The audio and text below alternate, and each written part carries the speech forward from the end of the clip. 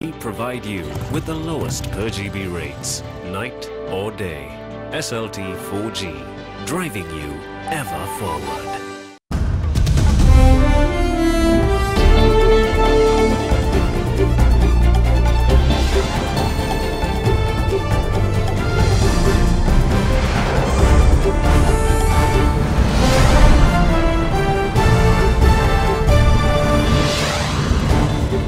Sri Lanka isn't Syria. The Tamil National Alliance accuses Sri Lankan forces of using chemical weapons during the conflict. State Minister of Defence refutes allegations. Prominent figures divided. The only resolution, therefore, is an independent, credible investigation of these allegations. The answer to Mr. Sridharan has already been given. Former Foreign Secretary of India in his book, The Choices. Time to pay up. The government vows to meet the challenge of paying the largest debt payments in its history. I can say emphatically that we will be meeting all our debt obligations, including the debt obligations in January. Pet to threat. Foreign canine disease affects local dogs. Now, if it comes to people through the dog, can be dangerous. Tug of war, SLFP and SLPP at odds over the identity of their proposed coalition's presidential candidate. All this and much more coming up tonight, Thursday the 10th of January 2019. From Ada Derana. මේ උත්සව සමයේ smart Android තාක්ෂණයෙන් එන සිංග විස්ටා TV එකක් මිලදී ගන්නා ඔබට හිත පිරෙන්න වාසි රැසක් ඕනෑම සිංග ප්‍රදර්ශනාගාරයකින්. This is Ada Derana First at 9 with Ndivari Amuata and Mahesh Jani. Live from Studio 24 in Colombo.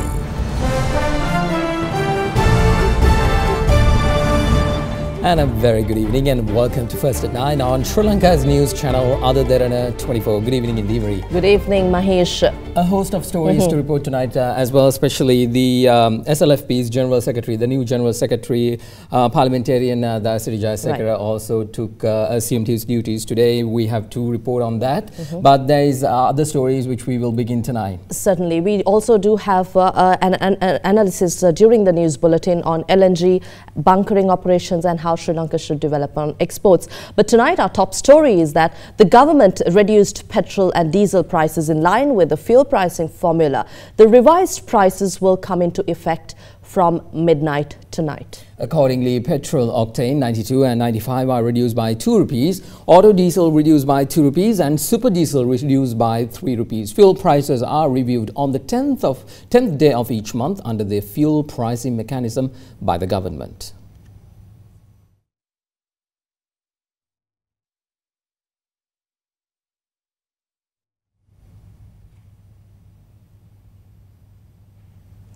And there have been some remarkable allegations levelled against the Sri Lankan military during the parliamentary session yesterday.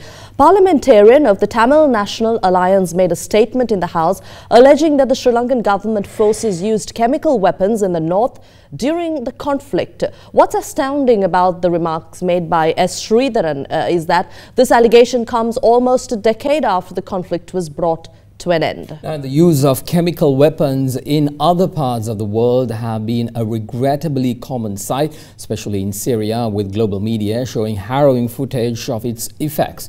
Nothing of such nature have been reported in Sri Lanka, and it was also the view of the State Minister of Defence, Ruwan Wijewardena, who pointed to the obvious lack of evidence to shoot down Sridharan's allegations. If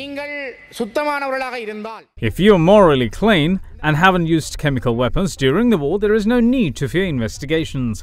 But there are proof, and many countries have pictures in this regard taken through satellites. There are proof in the battleground. Skeletons of many people have been uncovered, and the use of chemical weapons is confirmed through their DNA. A war against the Tamil people have been fought with chemical weapons, and this was exercised severely in the areas of Vellamulivaikal, Anandapuram, and Pudukudurippu in particular. Infants in those areas are faced with asthma, paralysis and disabilities from birth, and doctors have confirmed that it is due to inhaling air mixed with these chemicals. There is no evidence to prove this accusation. Our army never used chemical weapons during the war. There are also accusations on cluster bombs, which again has no evidence. We, as the Minister of Defence, refute those allegations. This is a statement made to gain political mileage. I'm disappointed over such divisive statements being made at a time when we're attempting to move forward together. We witnessed how much the Tri-Forces invested by way of effort to rescue people in the north during floods. But racist MPs of that area, including C.V. Vigneshwaran, accused the army of various things in an attempt to stir problems, and we are heavily disappointed over it.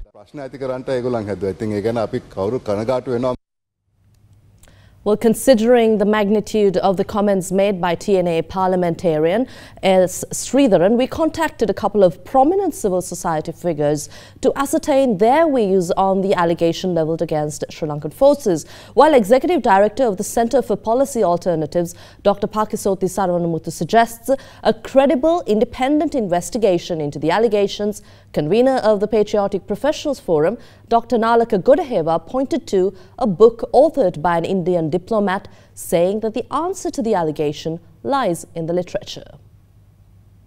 The allegations made by Mr. Sridharan are an addition to the number of allegations made against both the Sri Lankan security forces as well as the LTTE about crimes against humanity, war crimes committed in the last stages in particular of the war.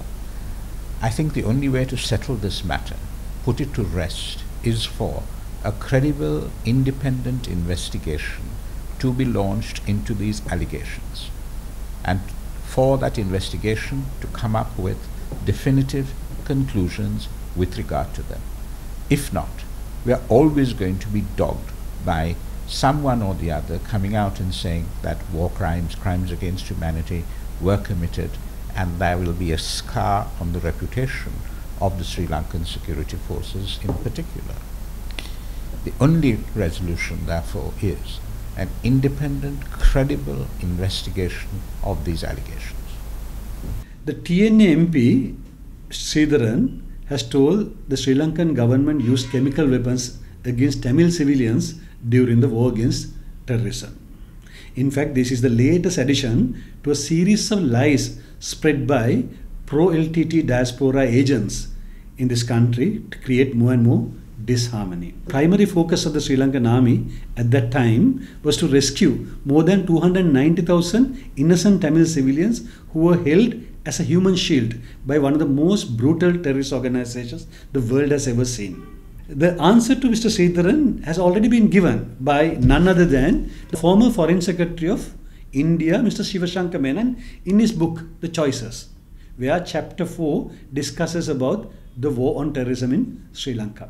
In this book, Mr. Shivashankar Menon argues that the Sri Lankan army could have ended the war much earlier had they decided to use more brutal weapons.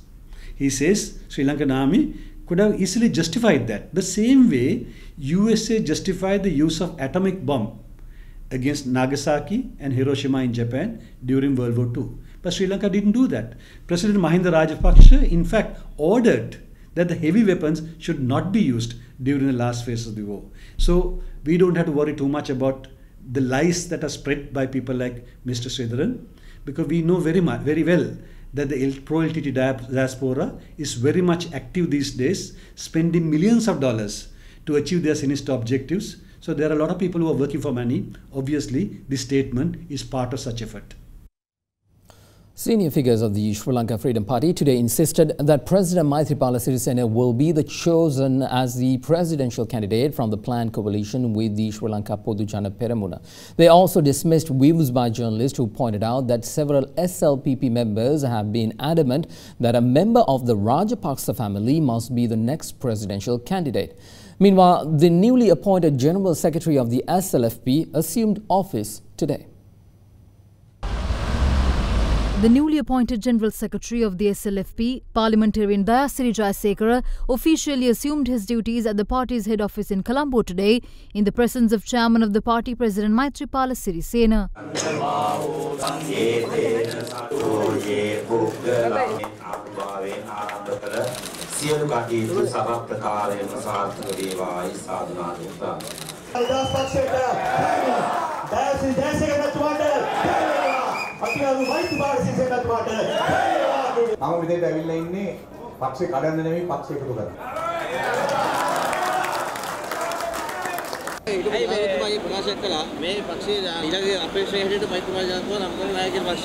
නායකයෝ දෙන්නම එකතු වෙලා ඒ තීන්දුව ගනි. ඒ තීන්දුව ගන්න නැති වෙලාවක ශ්‍රී ලංකා නිදහස් පක්ෂයේ මාධ්‍ය ප්‍රකාශකතුමා නිරවශ්‍ය ප්‍රකාශ එතුමා ශ්‍රී ලංකා නිදහස් පක්ෂ මත ඉදිරිපත් කරන්න නැතිය.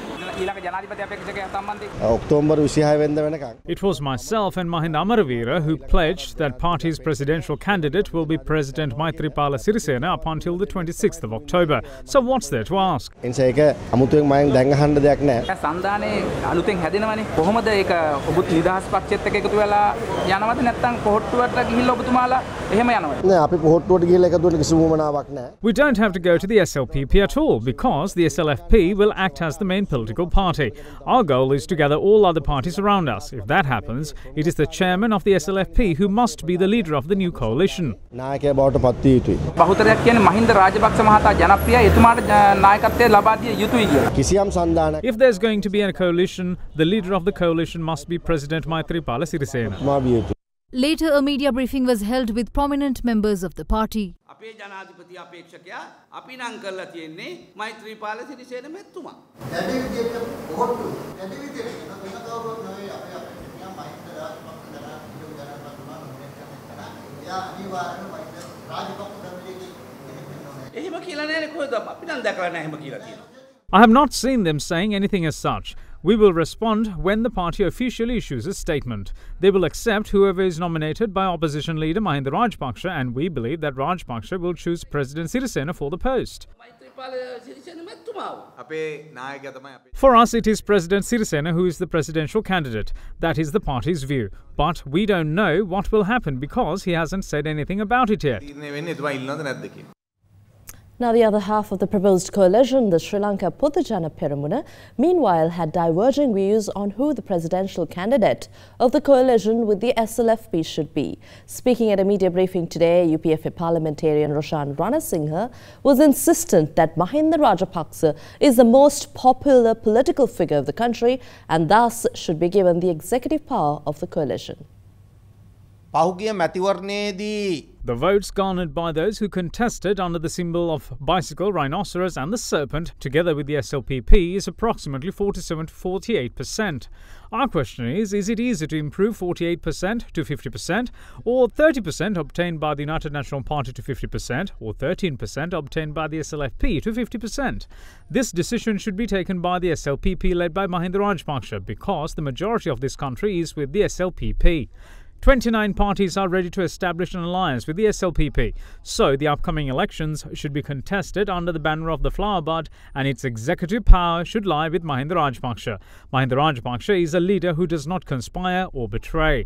The country questions the deal between Sajith Premadasa and President Maithripala Sirisena, and so does the UNPS of the nation. In other local stories we have for you tonight, the government led by the United National Party, which was briefly ousted for just over 50 days, has been speculating on the total cost of the political impasse which prevailed. State Minister of Finance Derana Wickramaratne today weighed in with his estimation of the total cost of the political development, placing the figure at 21 billion rupees. Well, while speaking at a media briefing in Colombo, the State Minister added that the government is reactivating funds from international bodies to normalize the situation as fast as they can. Meanwhile, non-cabinet Minister of Public Distribution and Economic Reforms, Dr. Harsha De Silva, elaborated on the government's planned borrowings. Panda bonds and the samurai bonds and the borrowings that you are intending to take from the international money markets, the amounts or the proportions? It's basically will be around $500 million. and the bond will be at least $1 billion. This is the first time that we'll be going to the Chinese and the Japanese market to raise money. We had already started negotiations both on the Panda and the Samurai. The coup stopped the progress. We will now restart that. There's a cost of the political coup. The financial cost was about rupees 21 billion estimated. That's just on interest cost. But a huge financial cost. I think the cost to the tourism industry was in excess of $250 million. And there are obviously other costs which you really can't estimate. We lost $1 billion of reserves. Because the highest reserves we had was in April this year, right? Which was more than $9 billion. It was 7.9 billion in October, and then it has dropped by about $1 billion. Then confidence, foreign direct investment, delays in investment. The challenge was really paying the debt, because in Sri Lanka's history, the largest debt payments are actually in this year. But I can say emphatically that we will be meeting all our debt obligations, including the debt obligations in January. We have never defaulted on debt. We will not default on debt. And we are reactivating all this to normalize the situation as fast as we can. In the budget, while we are going on the road of responsible financial management, we are also basically continuing to invest on our development programs. And our development programs, right, there are focuses on it. One is Gamperelia, which is to strengthen the village economy. Enterprise Sri Lanka is the other one, basically to strengthen local industries. That program will continue, and that program will be accelerated. We also have a focus on the youth and young people. We just got the A-level results, 168,000 students basically qualified to go to Sri Lankan universities. Only 30,000 will be absorbed. There are another 138,000. Nobody talks about them. We are going to give opportunities for those students to receive higher education. And those measures will be announced in the budget. It was another interesting day in Parliament today, with many important decisions and statements being made by prominent members. Prime Minister Ranil Wickremesinghe came into the spotlight when he said that this year is marked by the year to repay the highest amount of foreign debt. Now, the Premier held the previous government responsible over the large sum of accumulated debt, which was met with vehement opposition. Then the Deputy Speaker, Ananda Kumaraswamy, informed the House that the Constitutional Council will be convened in Parliament tomorrow. Deputy Speaker Ananda Kumarasiri informed the House today that the Constitutional Council will convene tomorrow at the Parliament. I would like to inform all parliamentarians that the Constitutional Council will be convened on the 11th of January 2019 from 10 a.m. to noon.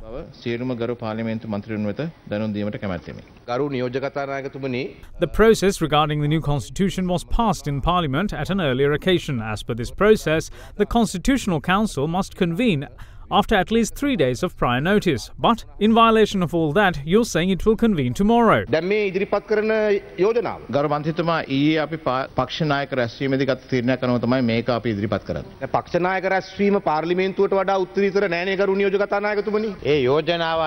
It was following discussions that the party leaders informed the decision to the Speaker. We've done the same thing before as well after short notice. This is nothing new. If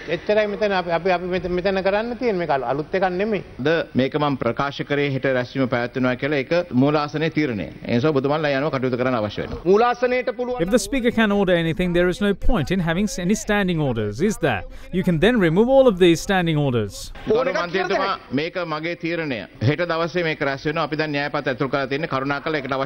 Meanwhile, Prime Minister Ranil Wickremesinghe had a very crucial piece of information to share with the House regarding the country's economy. It is during this year that we have to pay back the most foreign debt. The amount along with its interest comes to $5,900 billion, and all of this money was borrowed by the previous government, not us. If the political crisis of 51 days didn't happen, we would have had $8,000 million in our foreign reserves. But today, when we pay off the first installment, our reserves have come down to $6,900 from $7,900 million.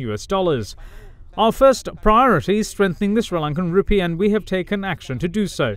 We hope to get bonds worth $500 million from Panda bonds in China and Samurai bonds in Japan. We also hope to get $1 billion from the International Monetary Fund. I would like to ask for a full day's debate on this. You had destroyed the country and the currency was to depreciate further down to 200 rupees against the US dollar. So why can't you give us a debate? We would like to ask from the Prime Minister about this information we received. Is it true that you have agreed to sell off the China Bay Port, Matala Airport, harbour in Kankasanture and Eastern Terminal of the Colombo Port for the money we get from the Central Bank of India?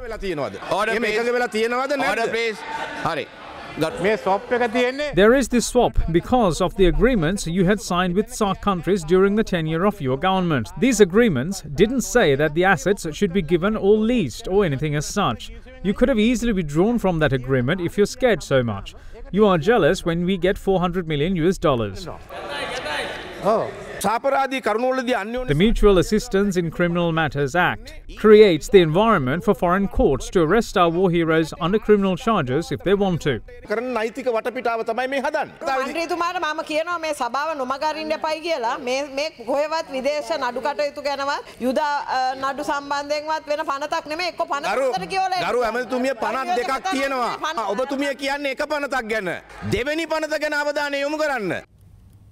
Well, if a child is asked the question who a man's best friend is, inevitably the answer is going to be the dog. Breeding pedigree dogs became a fad in the late 18th century and continues to be so today. But given the inbreeding to highlight certain physical characteristics of dogs' immune system, or what we have come to know as pedigree dogs, have weakened and are prone to disease. We came across an incident where a German Shepherd had come down with an illness with peculiar symptoms which manifests in all the eyes of the animals. What's alarming about this particular disease is that it could also affect humans. A pet dog of the breed German Shepherd, which was kept at a residence in Balangoda, had come down with an unidentified illness and was taken to the veterinary teaching hospital in Pera, Denia. According to the veterinarians, the dog showed symptoms of tearing eyes, weakening vision, whitening of eyes or total blindness. Veterinarians identified the disease as one of trypanosoma cases, which normally affects dogs in other countries. However, the dog was not lucky enough to survive as the necessary medicine was not available.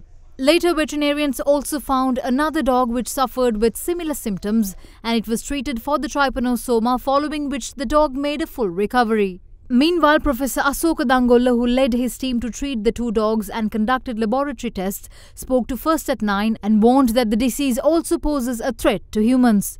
In teaching hospital, we examined the situation and then we identified this to be a case of trypanosomiasis, which has not been reported here earlier. Anyway, we got a little late to treat, and then 4 days later, the dog died, unfortunately. About a month later, another dog came for the same reason. The local vet could not handle it, from Mullatiu, and he also had the same problem in the eyes and also losing weight, and we found the same trypanosoma parasite. And he was treated immediately and he recovered and was discharged. Now there are at least three species of trypanosoma that we know of. That is Trypanosoma cruzi, Trypanosoma brucei and also evansii. So one of these things can come into people, not all types. Now if it comes to people through the dog, it can be dangerous, and it is also then it becomes a new zoonotic infection in Sri Lanka, this because it had not been reported. Now the other thing is that the veterinary surgeons here now will have to pay more attention whenever dogs have eye problems. They need to pay a little bit more attention. And number 3 is that trypanosoma in other countries like Brazil and Africa is transmitted through a fly by the name of tsetse. Tsetse fly has not been reported in Sri Lanka so far. So we actually don't know how trypanosoma is going from one dog to another, or from dog to another person, or whatever. It is our suspicion that we think it is possibly Culex mosquito, or else what we call the kissing bug, which comes at night to bite animals. It's coming up right after this short commercial break. To stay with us on First at 9.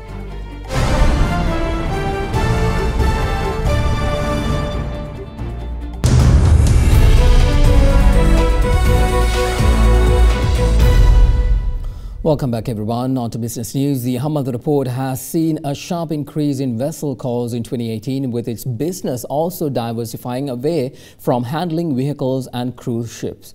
Traffic to the Hambantota International Port increased significantly during the last year, with 300 vessels calling with different service requirements. It shows an increase of 30% from 2017. Issuing a communique, Hambantota International Port Group said it expects to see a manifold increase in vessel traffic in the new year, which would greatly increase the turnover of the port and in turn provide economic benefits to the Hambantota region. Hambantota Port saw an increase in vessel docking at the port on the first week of the new year and is currently handling a number of different activities, from ship-to-ship transfers to ship repairs and warm layups. The communique went on to say, quote, apart from the regular car transshipment vessels, there is a vessel requiring ship-to-ship transfer operations and a ship belonging to the Sri Lankan Navy amongst the 6 vessels currently berthed in the harbour, unquote.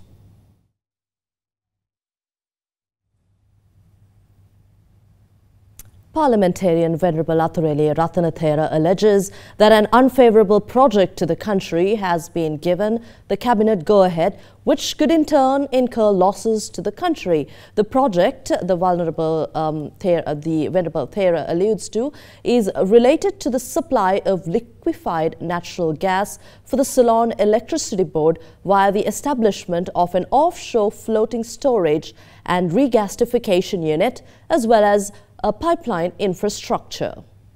According to this project, we already agreed with some Korean company, recognized company, establish some stable ship on the sea. They fill the gas from Korea and it supply to electricity board. There are so many issues already questioned by the various expertise in the field. Number one, this project passed by the cabinet under the tender procedure called SIS challenge. It is illegal because we introduced SIS challenge tender proceedings for the infrastructure construction. This ship we rented for 10 years. Then we have to pay very huge money for 20 years. We can buy this ship 300 million. FSRU design life should be 40 years. Now lifetime of this ship is only 20 years. Why we introduced this type of project for Sri Lanka? It is unfavorable for Sri Lanka. According to this project, we signed the agreement 20 years. I propose to the government, please reduce this proposal only for 10 years,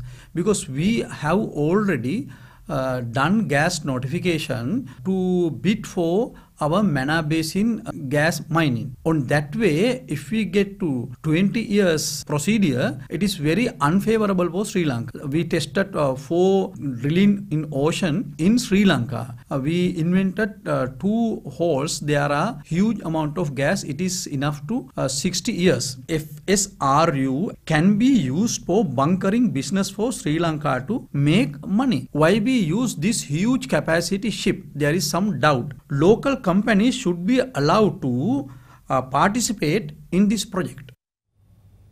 And to discuss more on maritime logistics, shipping, bunkering, all that, we've invited Rohan Masakorala, who is the CEO of the Shippers Academy of Colombo and the chairman of the Logistics Advisory Committee for EDB on the National Export Strategy of Sri Lanka. Now, I think, Mr. Masakorala, we talk about Sri Lanka having an advantage in terms of a geopolitical location, which is advantageous to the country. And certainly we have missed a lot of opportunities, although we harp so much about the location. But as a professional, what do you say is the way forward as an economist and as somebody with an export-led background?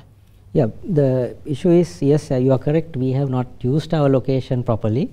As a result of bad policy, we lost to Singapore in the 1960s. Singapore became one of the global energy hubs when we nationalized our industry. All the international companies who are present in Sri Lanka went and located themselves in Singapore. Today, the largest refineries of ExxonMobil and other energy companies are located in Singapore. That energy transformation made Singapore a maritime hub. Maritime hub transformation made it a financial hub. So we did our fundamental mistakes in the 1960s. So we have just set up ourselves as a location, therefore we have some transshipment business, and we have become the biggest transshipment operator in South Asia. Beyond that, Sri Lanka has failed to really capitalize on its location. Now, with the port city coming in, we are actually trying to think about revival of our financial capacities and try to become a hub once again here in Sri Lanka. So if we have lost the business in 1960s, Mr. Masakorala, it's a long time. We are in 2019 right now. So what can we do to bring that back to our country and make our country another hub? Yes, very clearly we still can. We have still space, because if you look at Dubai, came 15 years, 20 years back after Singapore, and they have become a hub for many things, and they are not in the main shipping route. Yes, we have to diversify, go out of the lane. Whereas Sri Lanka is in the main shipping route, so we need to get foreign direct investment in various technologies, including energy. Now, we are talking of various kinds of energy being distributed out of Sri Lanka as a distribution hub for the Indian subcontinent, Africa, and also the Far East. Because our location is such a good location, we are talking of massive population in the Indian subcontinent alone, which is the fastest growing economic region in the world today. So imagine the growth of the middle class and the demand for products and services. So your gas to the consumer products, everything is going to be in demand, and Sri Lanka is the best location to distribute. So we need to have more storage facilities and more distribution, because the local market is very small. But again, very quickly, Mr. Masakorala, how do you think we should make maritime logistics as a pillars, the pillars for economic recovery in Sri Lanka? With your background in exports too, I'd like to very briefly touch on that. I think we have to open up more for foreign direct investment. We have to bring in global companies to be in Sri Lanka, logistics companies, and they will create what is called the economies of scale, and they will have the market as well as the technology to transform our economy, which we lack at the moment. So the competitive edge? Our competitive edge is actually the location and the regional markets, which we can connect very fast by air and sea. We are actually in an ideal position. If you look at, we are between Singapore and Dubai. 4 days transit to Dubai, 4 days transit to Singapore, 4 hours travel to Singapore, 4 hours travel to Dubai, which means we connect other hubs also in a very location wise. Thank you very much for your interesting comments, Mr. Masakorala. Well, we take a short commercial break. We'll be back with your international sports updates later on.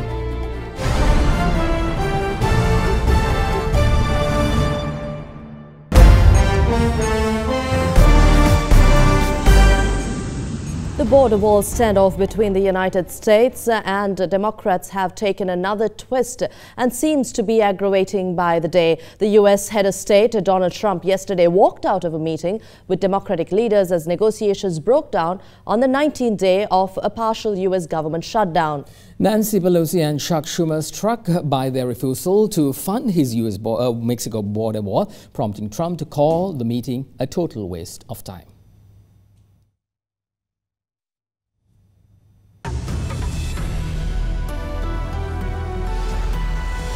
And southern provinces that are going to be very warm during the day tomorrow.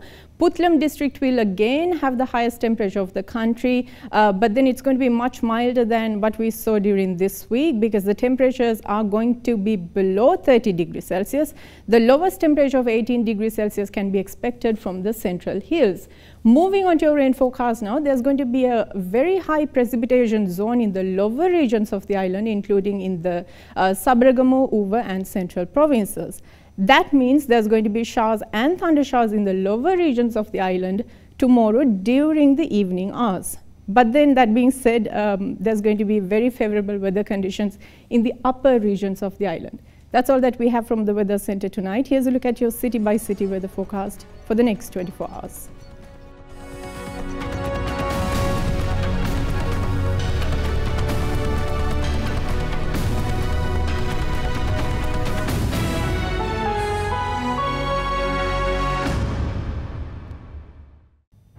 And that's all on First at 9 for tonight. Thank you for joining us. But if you did miss any of the stories, log on to www.otherderana.lk. I'm Derana. And I'm Mahesh Johnny. Have a good night.